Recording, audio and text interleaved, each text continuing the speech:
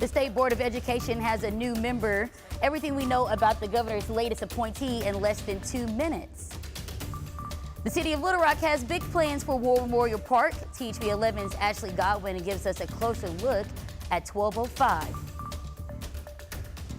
Did your Taylor Swift tickets disappear from Ticketmaster? What you need to do at 12:16.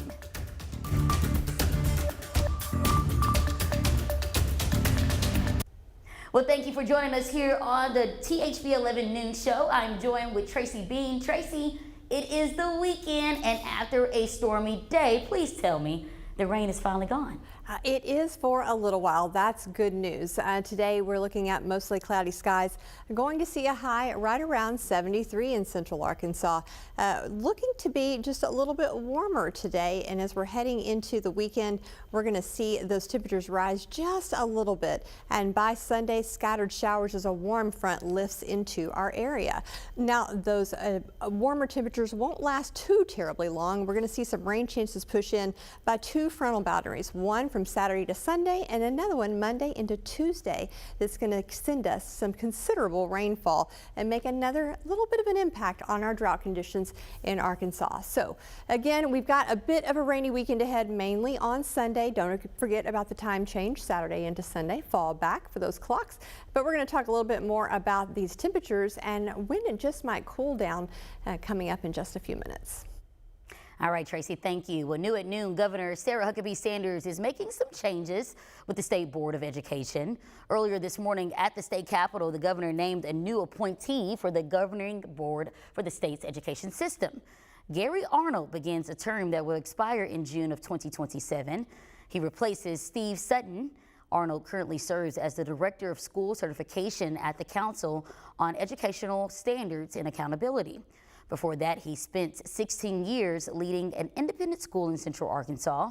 The governor calls Arnold a longtime education leader pivotal in the implementation of the LEARNS Act. In a THB 11 update, Summit Utilities is reporting that customers will soon see the lowest winter season gas rates since 2021. The company said the proposed gas price will bring welcome relief to Arkansas's working families, but that price is just a part of the rates the utility charges. Summit has a request before regulators to raise its rates by an average of $23 a month. Lawmakers in the state attorney general are trying to renegotiate that proposal. Now to a story we've been following since last night. Governor Sarah Huckabee Sanders announcing the state's purchase of land in Northwest Arkansas to build a new state prison. The price is nearly $3 million and sits on 815 acres in Franklin County. The facility is projected to hold around 3,000 beds. The governor says the location offers the infrastructure needed, including cell reception, water lines, electricity, and a nearby fire department. The decision is now being met with opposition by some people living in the area. The Board of Corrections will have to vote to approve the prison site before construction on the project begins. And now to an update on a story we first covered yesterday morning on Wake Up Central. We now know the name of the victim in Wednesday's homicide in North Little Rock. Police found 78-year-old Bruce Tate of Sherwood badly hurt at West 14th in South Louisiana. That's near Union Pacific Rail Yard, about 2 blocks east of North Main Street. We're still working to learn how he died and any possible suspects. Tate's body is at the state crime lab.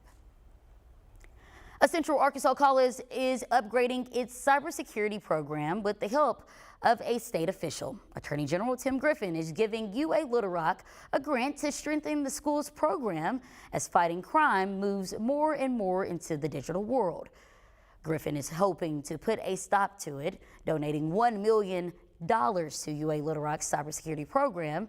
The grant will establish a cyberspace operations research and education center on the university campus, and students will reap the benefits.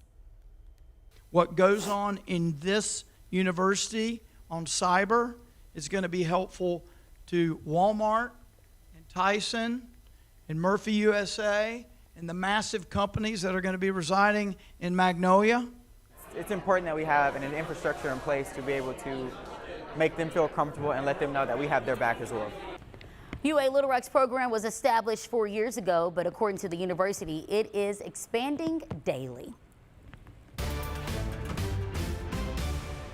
We are now 4 days away from the general election in Arkansas, and in Little Rock, a sales tax hike is on the ballot. City leaders have been selling some of the big capital improvements if voters go along.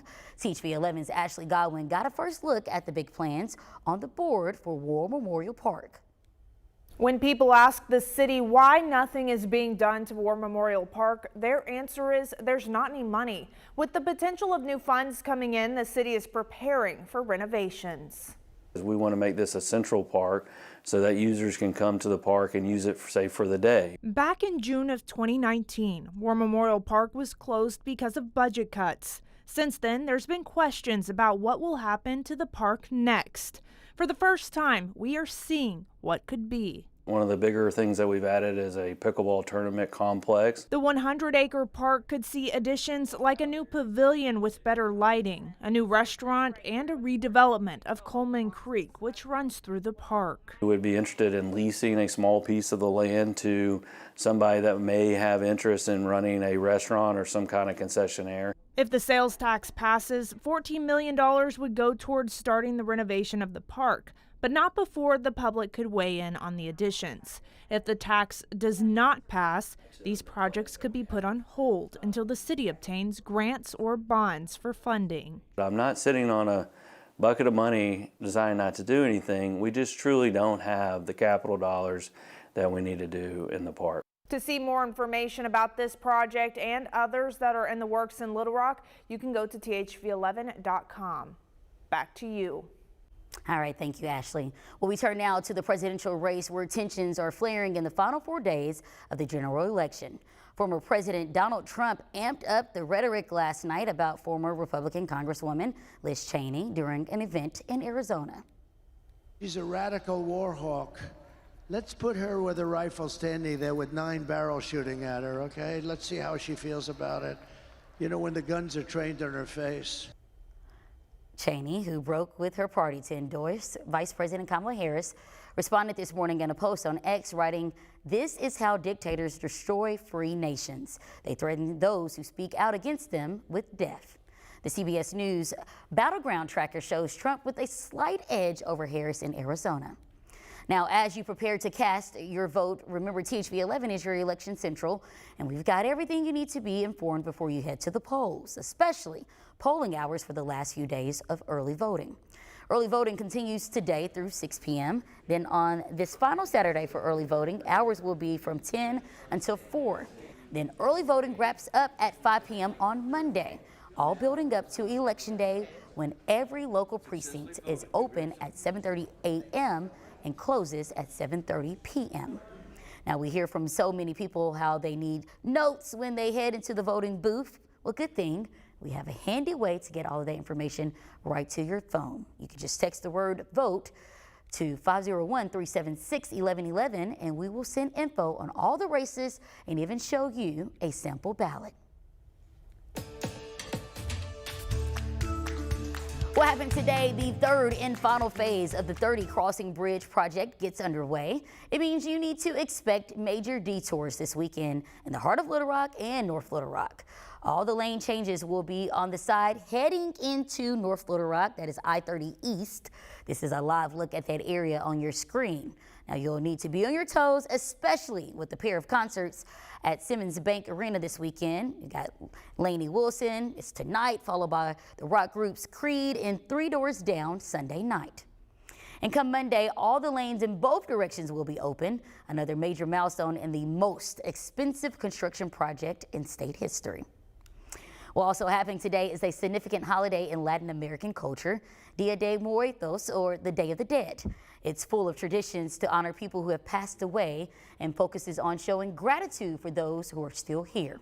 Tonight, Little Rock is holding its 4th celebration. It's downtown in the Rhonda Robinson Alley from 5:30 to 8:30 p.m. They'll have food, drinks, music, and other traditional costumes and decor. There will also be a handmade altar to honor the souls of loved ones. Now, to participate, you can bring photos to place in front of it. Taylor Swift tickets have vanished from Ticketmaster accounts, leaving fans devastated.